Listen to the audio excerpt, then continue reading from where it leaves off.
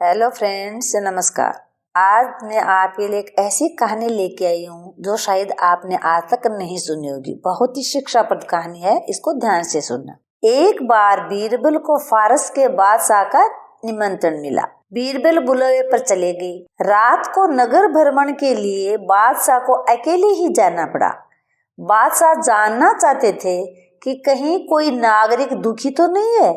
टहलते हुए वे बीरबल के घर के सामने पहुंचे। बादशाह के मन में बीरबल के परिजनों की परीक्षा का विचार आया। बीरबल के घर में उसकी पत्नी, एक पुत्री और एक पुत्र था। बादशाह बीरबल के घर पहुंचे। इतने में बीरबल का बेटा बोला, वे आए। ये सुनकर बेटी ने कहा, वह तो नहीं है। पत्नी ने सुना तो बोली, वे होते हैं और नहीं भी होते हैं। बादशाह इस सांकेतिक वार्तालाप को नहीं समझ सके। वे परीक्षा लेने आए थे, पर यहाँ दूसरा ही सवाल उनके सामने उपस्थित हो गया। वे उल्टे पांव महल लौट आए।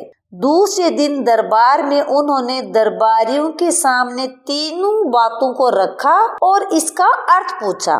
लाख कोशिश के बाद भी कोई इन तीन बातों का अर्थ नहीं बता सका। कुछ दिन बाद बीरबल लौटे।